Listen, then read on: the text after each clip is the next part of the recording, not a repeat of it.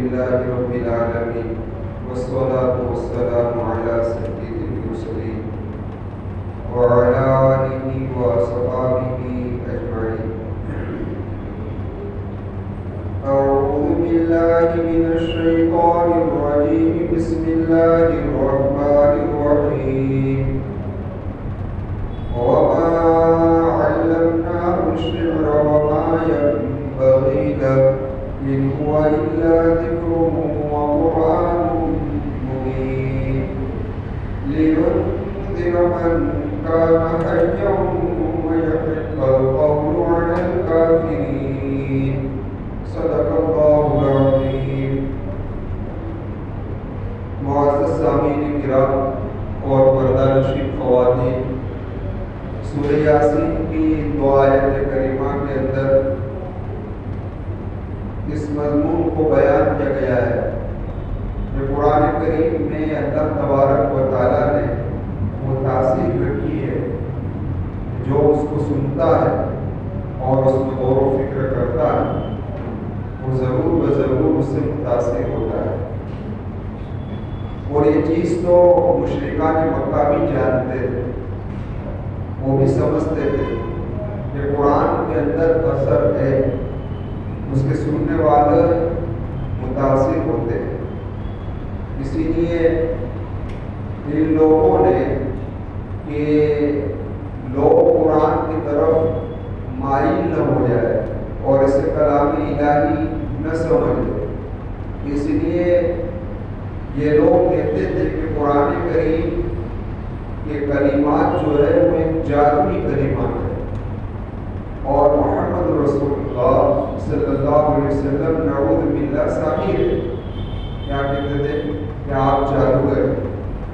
اور اسی طریقے سے قرآن کے بارے میں یہ کہتے تھے کہ قرآن تو شعر کی کتاب ہے اور محمد صلی اللہ علیہ وسلم شاعر ہے.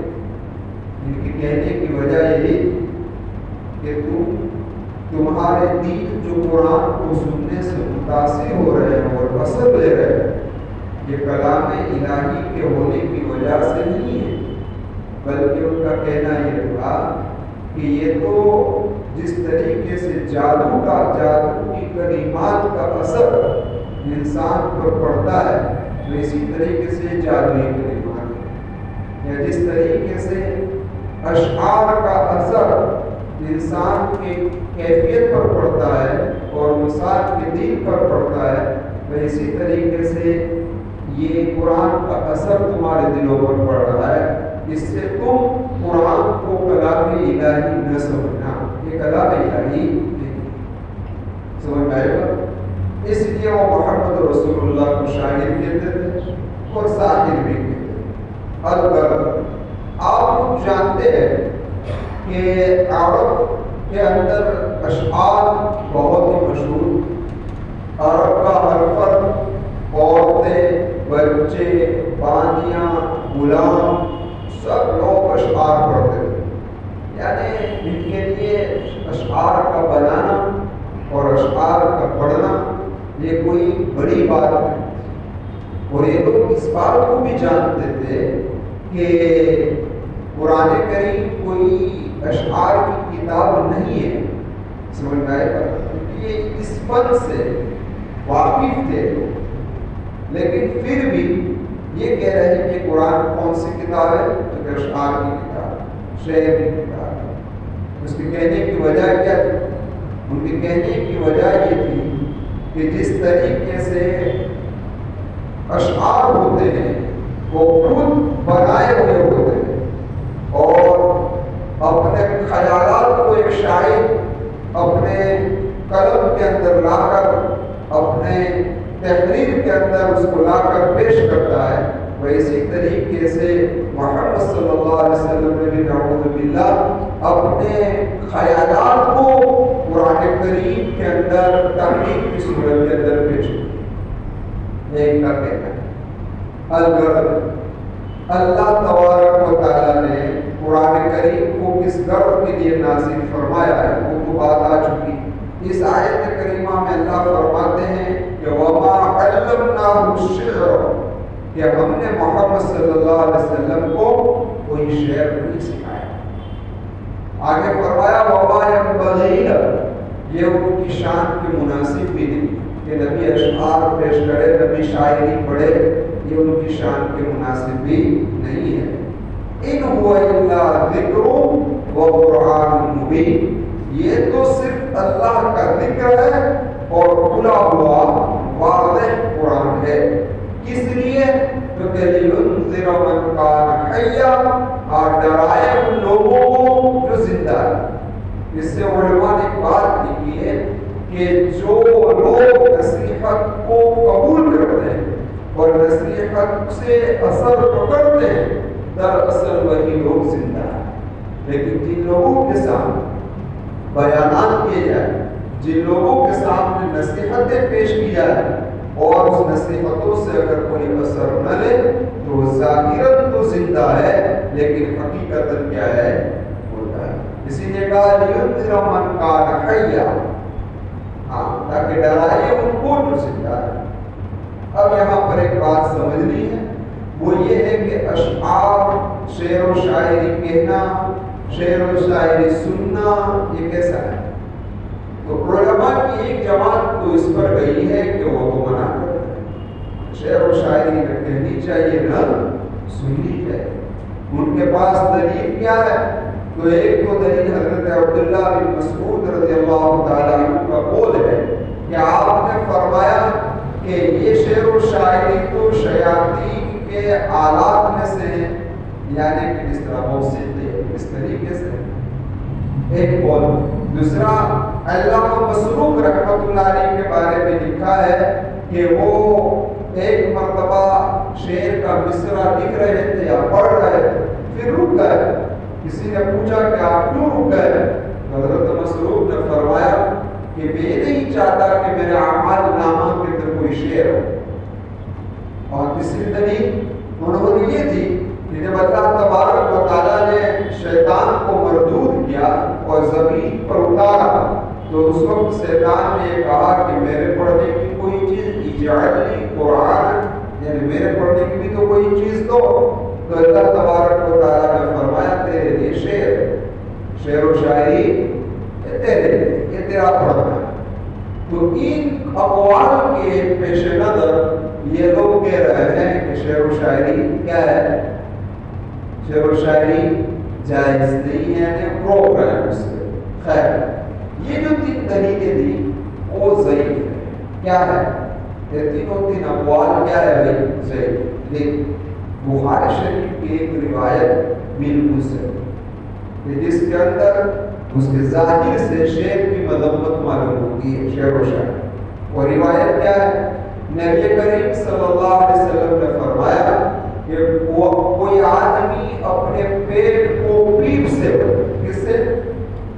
پیپ سے، کیونکہ جسم کے اندر زخم پر جب پیپ آتا ہے تو یہ پیپ آہستہ آہستہ گوشت کو کھانا شروع کر دیتا ہے۔ اور میرے محبوب نے فرمایا جس کا خلاصہ یہ ہے کہ اپنے پیٹ کو پیپ سے بھرے اور وہ اس کو کھائے، یعنی کیا کھائے؟ یعنی پیپ اس کے گوشت کو کھائے۔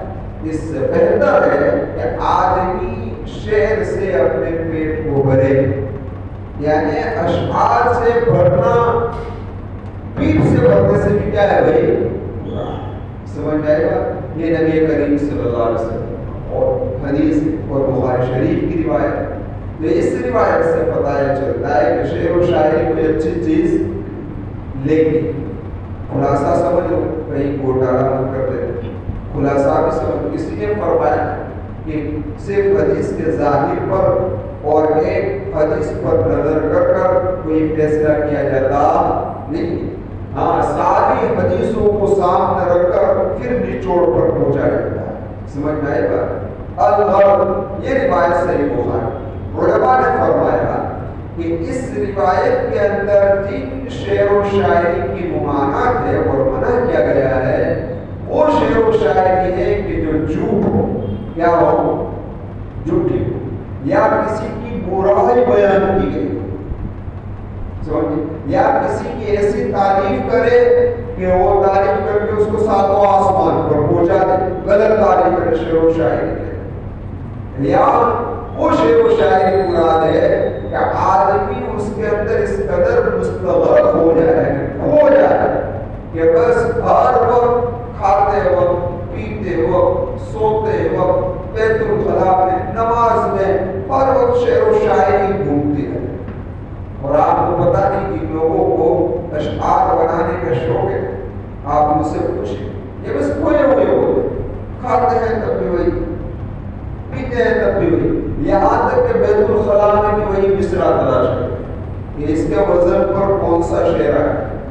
سمجھ میں اور کبھی اس قدر حد تک پہنچ جاتے ہیں کہ نماز میں نماز پڑھ رہا ہے اور امام نماز پڑھا رہا ہے اور یہ شعر و شاعری کا دوسرا مصرع بنا رہا ہے اور شیطان کی اسی وقت اس مصرے کو فیڈ کرتا ہے فوراً مصرع بھی اسے سمجھ میں آئے گا اور جیسا مصرع بنتا ہے فوراً دوسرے کو سناتا ہے تو کوئی آدمی شعر و شاعری کے اندر اس قدر مشغول ہو جائے کہ وہ واجبات کو چھوڑ دے نمازوں کو چھوڑ دے یا نمازوں کے اندر خیالات کو کھو جائے سمجھ میں اور اپنے فرض منصبی کو ترک چھوڑ دے تو یہ ان اشعار کی ممانعت ہے. ایسے شعر و شاعری کی کیا ہے بھائی ممانعت. لیکن اگر کوئی آدمی شریعت کی پسندیدہ اور شریعت نے جن اشعار کو جائز کہا ہے ان کو اگر پڑھتا ہے اور سنتا ہے تو جائز. شریعت نے جن اشعار کو ناپسندیدہ کیا ہے وہ ناجائز کہا ہے اس کا سننا بھی اور اس کا پڑھنا بھی کیا ہے بھائی ناجائز. سمجھ آئے پر جو سارے اشعار ممنوع نہیں. اور اس طریقے سے اگر کوئی آدمی کسی کی محبت میں کھو کر شعر پڑھتا ہے مثلا کسی عورت سے اس کو عشق تھا اور عشق کے بنا پر وہ اس کے خوبصورتی پر کھویا ہے اور اشعار بنا رہا ہے وہ اسی میں کھویا جا رہا ہے یہ کیا ہے بھائی. اس طریقے سے کسی نے شعر بولا ہے کہ میں نے اس کی یاد میں رو رو کے گھڑے بھر دیے. کیا کہا میں نے اس کی یاد میں رو رو کے گھڑے بھر دیے وہ بے وفا آئی اور نہ کر چلی گئی. سمجھ میں آئی وہ بے وفا آئی اور نہ کر چلی گئی. تو کہنے کا مقصد یہ ہے آدمی کسی کی محبت میں کھو جائے اور اس کے بعد وہ شعر بناتا ہے. جو لوگ اس راستے سے گزرے انہیں پتا ہے. اسی لیے یہ پکچر کے جو گانے ہیں نا وہ جو اس کے اندر صرف عاشقانہ اشعار کیا ہوتے ہیں اور اللہ حفاظت فرمائے ایسے اشعار ہے کہ ایسے یہ گیت ہے کہ بعض گیت میں تو کلمہ کفر ہے. رفیع نے گیت گایا ہے آپ کو پتا ہو کہ دنیا بنانے والے کائی کو دنیا بنائے. وہ اللہ سے سوال کرتا ہے کیا کر رہا ہے کہ دنیا بنانے والے کائی کو دنیا بنائے. اور ابھی بھی آپ نے ایک دو گیت سنا لو روپ تیرا دیکھ کر رنگ تیرا دیکھ کر قدرت بھی ہے نعوذ باللہ. جس اللہ نے اس کو بنایا ہے اندازہ تو لگائیے کہ گیت کے اندر کتنا غلو ہے. اور مسلمان کو جوان بھی کہہ رہا ہے وہ نہ اس کے معنی کو سوچ رہا ہے کہ میں کیا بول رہا ہوں کیا نہیں. سمجھ میں آئے. اسی طریقے سے ایک گیت آپ نے سنا ہوگا کہ یہ آنکھیں اسی رات ہو جائے اندھی جو دیکھے تیرے سوا سپنا کسی کا.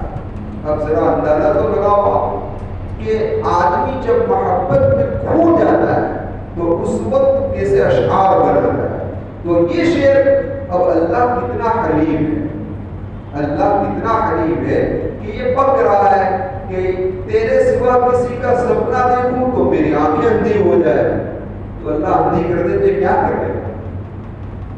اللہ اندھی کر دے یہ کیا کر دے گا. تو کہنے کا مقصد اور خلاصہ یہ ہے کہ ایسے اشعار کی کیا ہے بھائی ایسے اشعار کی ممانعت.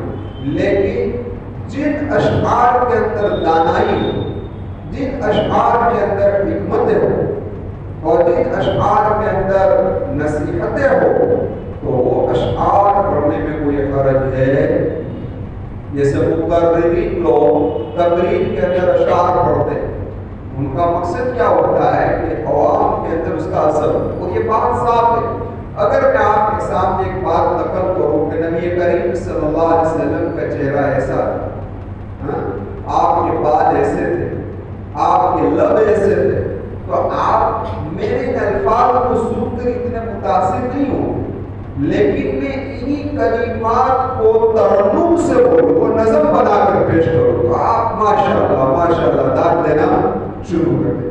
کیونکہ اشعار کے اندر یہ خصوصیت ہے کہ وہ لوگوں کو بہت جلد متاثر کرتی ہے، اسی لیے کبھی اشعار ہی کے اندر پورا مضمون مقرر بیان کرتا ہے تاکہ لوگ اس سے کیا ہو جائے بھائی متاثر ہو جائے۔ اسی لیے حضرت حسان بن ثابت رضی اللہ تعالیٰ عنہ کے اشعار کیا ہے بھائی بڑا مشہور ہے۔ کیسے مشہور ہے؟ نبی کریم صلی اللہ علیہ وسلم ممبر رسول پر بٹھا اور کہتے تھے اشعار پڑھو، حضرت حسان سے کہتے شاعر محمد شاعر رسول آپ کا لقب پڑ گیا۔ اور جب مشرکین مکہ نبی کریم صلی اللہ علیہ وسلم کی ہجوم کرتے تھے یعنی برائی کرتے تھے تو اللہ کے محبوب صلی اللہ علیہ وسلم حضرت حسان سے فرماتے تھے حسان جواب دو، اور حسان جواب بھی ایسا ہی دے۔ اسی طریقے سے شیخ سعدی کی گلستہ اور بوستہ جو اشعار فارسی کے اندر ہے اور مدرسوں میں پڑھائی ہے، بہت سارے نصیحتیں چھپی ہوئی۔ اسی طریقے سے آپ ذرا دیکھیں علامہ رومی اشعار سے بھری ہوئی کتابیں ہیں، علامہ اقبال اور علامہ اقبال نے تو مسلمانوں کے دلوں کو اس طریقے سے جھنجھوڑا، عجیب قسم سے اشعار کے اندر یہ بھی اشعار ہیں، لیکن ان اشعار کے اندر کیا ہے بھائی موعظت ہے، آدمی کے دلوں کو نرم کرنے کی بات ہے۔ تو ان اشعار کی ممانعت دیکھیے حضرت شریف رضی اللہ تعالیٰ عنہ فرماتے ہیں ایک مرتبہ میں نبی کریم صلی اللہ علیہ وسلم کا ردیف تھا، جناب کے ساتھ سفر میں جا رہا تھا، پیچھے بیٹھا ہوا تھا، میرے محبوب نے مجھے فرمایا اے رب شریف امیہ ابن ابی سلط کے اشعار سناؤ۔ کس نے کہا؟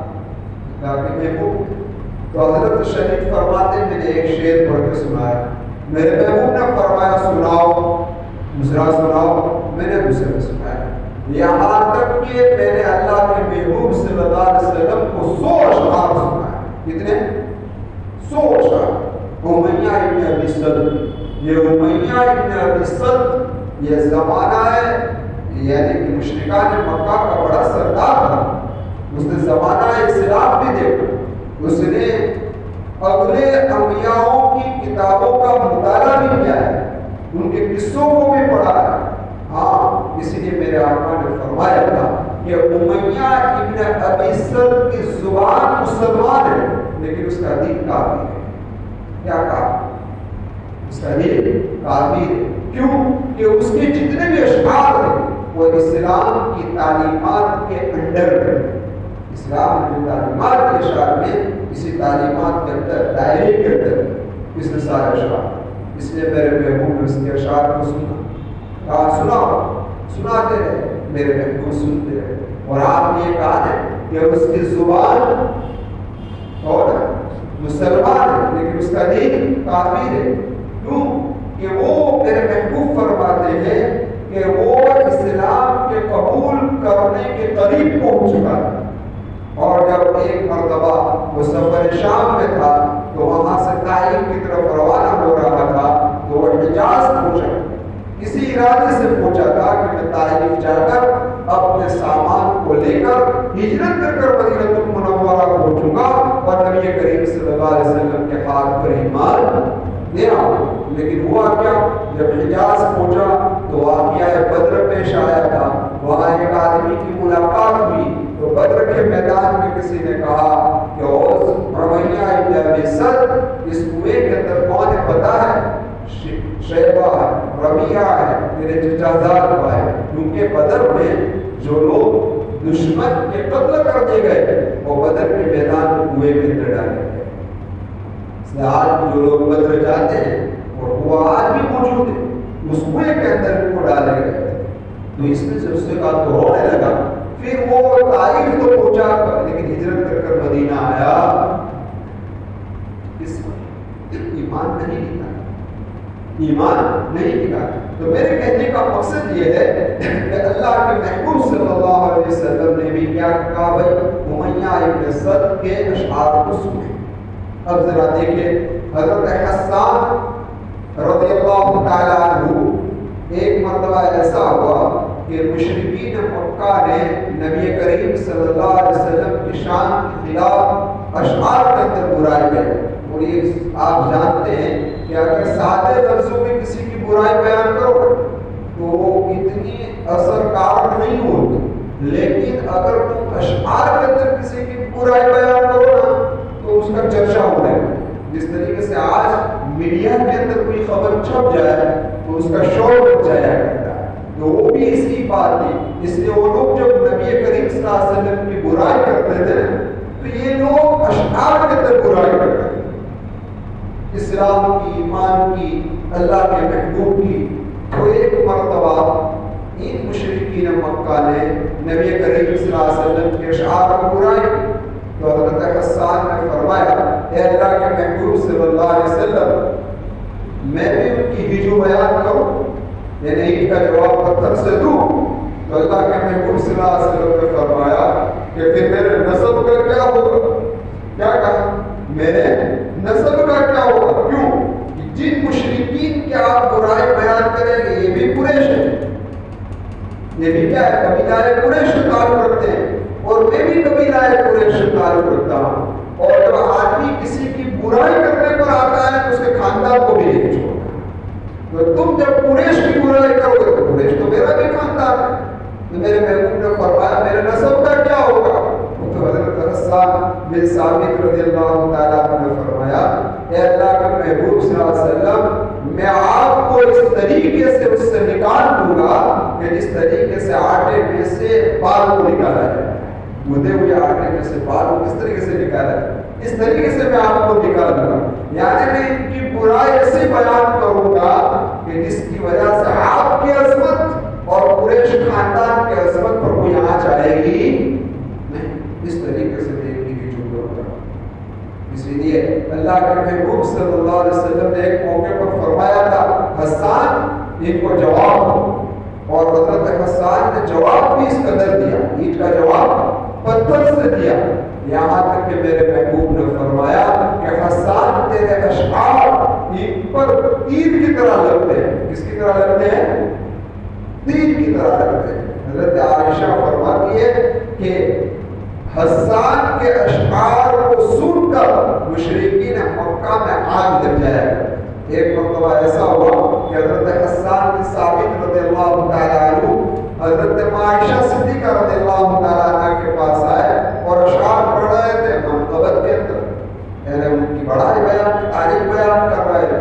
آخری عمر میں حضرت حسان بن ثابت نابینا ہو گئے، آپ کی بینائی چلی گئی تھی، پڑھتے تھے اشعار۔ تو اس وقت حضرت عائشہ کے بھانجے حضرت عروہ تشریف لائے، تو حضرت عروہ نے کہا اپنی خالہ سے، یہ کہا کہ آپ کیوں ان کو آنے کی اجازت دیتے، حسان کو آنے کی اجازت کیوں آپ دیتے؟ یہ حسان وہی ہے کہ جب آپ پر تہمت لگی تھی تو تہمت لگانے والوں کا ساتھ دینے والوں میں حضرت حسان بھی تھے۔ عائشہ نے کیا جواب اپنے بھانجے کو کہا عروہ سے خاموش، کیا کہا کہ یہ محمد رسول اللہ کا دفاع کر رہا تھا حضرت حسان کے ساتھ، کہ جب میرے محبوب کی ہجو کوئی کرتا تھا، برائی کرتا تھا تو حضرت حسان اس کا جواب دیا کرتا۔ تو یہ حضرت حسان ہے کہ ان کے اشعار مشرکین مکہ میں کیا لگا دیتے تھے؟ آگ لگا دیتے تھے۔ ایک واقعہ اپنی بات کو ختم کرتے ہیں۔ آپ نے نام سنا ہوگا کعب بن اشرف کا۔ یہ کعب بن اشرف یہودیوں کا بڑا سردار، بہت بڑا سردار تھا اور مسلمانوں کا بڑا دشمن تھا۔ بدر کے اندر جب ان مشرکین مکہ کو شکست ہوئی، وہ لوگ مکہ مکرمہ پہنچ گئے، تو کعب بن اشرف مدینہ سے مکہ گئے اور مکہ جا کر ہر مرنے والے کے گھر پر پہنچا اور وہاں جا کر اس کا مرثیہ لے کے، یعنی کہ جو اشعار پڑھتے نے پڑھا، اور ایسے اشعار اس نے پڑھے کہ خود بھی روتا اور ایسے اشعار اس نے پڑھے کہ جس کی وجہ سے ان مشرکین کو جذبہ دیا تھا کہ پھر وہ ایمان والوں کے خلاف کھڑے. لیکن یہ جہاں رکا تھا وہ مطلب ابن ابی وداع کے مقام پر ٹھہرا تھا, وہاں پر ٹھہرا تھا مکہ المکرمہ میں. یہاں مدینہ میں حضرت حسان کو پتہ چلا کہ وہاں کعب بن اشرف ایسے اشعار پڑھ رہا ہے جس سے محمد صلی اللہ علیہ وسلم کی ہجو ہو رہی ہے اور اسلام اور ایمان پرانچ رہی ہے. تو حضرت حسان نے جواب میں اشعار پڑھے, عید کا جواب پتھر سے دیا. ایسے اشعار پڑھے ہیں کہ جس کی وجہ سے متقیب ابن ابی وداع کی بیوی نے متقیب ابن وداع کو گھر سے باہر نکالا اور کہا کہ تیری وجہ سے ہمیں یہ سننا پڑتا ہے. یہ کعب بن اشرف نے ٹھکانہ دیا, یہ کعب بن اشرف اسے اشعار پڑھ رہا ہے کہ اس کے جواب میں حسان ان کو جواب دے رہا ہے اور حسان کے اشعار ایسے ہیں کہ ہمارے دلوں کے دربار میں رہے.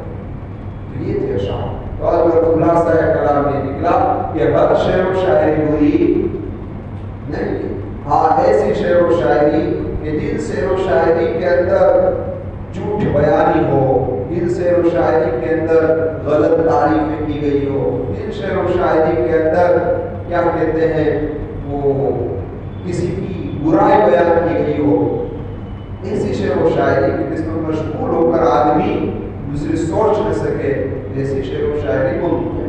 لیکن اس شعر و شاعری میں موعظت ہو, نصیحت ہو, دانائی کی باتیں ہو, حکمت کی باتیں ہو, وہ کوئی منع نہیں. اسی لیے قرآن کریم کی آیت کریمہ ہے وَالشُّعَرَاءُ يَتَّبِعُهُمُ الْغَاوُونَ أَلَمْ تَرَ أَنَّهُمْ فِي كُلِّ وَادٍ يَهِيمُونَ وَأَنَّهُمْ يَقُولُونَ مَا لَا يَفْعَلُونَ إِلَّا الَّذِينَ آمَنُوا وَعَمِلُوا الصَّالِحَاتِ وَذَكَرُوا اللَّهَ كَثِيرًا وَانتَصَرُوا مِن بَعْدِ مَا ظُلِمُوا.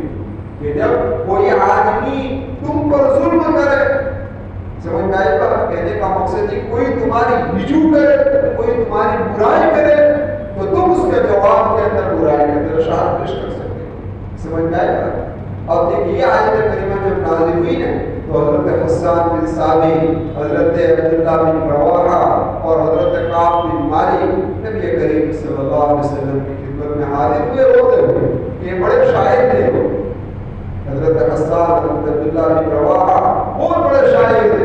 روتے ہوئے آیا کہ اللہ کے محبوب صلی اللہ علیہ وسلم اس آیت کریمہ کے اندر تو بڑی سخت وہی شاعروں کے بارے میں آئی ہے. تو اللہ کے محبوب صلی اللہ علیہ وسلم نے فرمایا قرآن کریم کی یعنی اس کے بعد والے آیت نہیں پڑھی إِلَّا الَّذِينَ آمَنُوا وَعَمِلُوا الصَّالِحَاتِ وَذَكَرُوا اللَّهَ كَثِيرًا وَانتَصَرُوا مِن بَعْدِ مَا ظُلِمُوا. یہ لوگ اس سے بعد, یہ لوگ اس سے جیسے شاہد لوگ اس سے بعد ہیں. اس کے مطابق کچھ بات اور بھی عرض کرنی ہے وہ انشاءاللہ آئندہ میں اس کو پیش کروں گا. آمین. وآخر دعوانا الحمدللہ رب العالمین. سبحانک وبحمدہ سبحانک اللہم وبحمدک ونشهد ان لا اله الا انت نستغفرک ونتوب الیک برحمتک.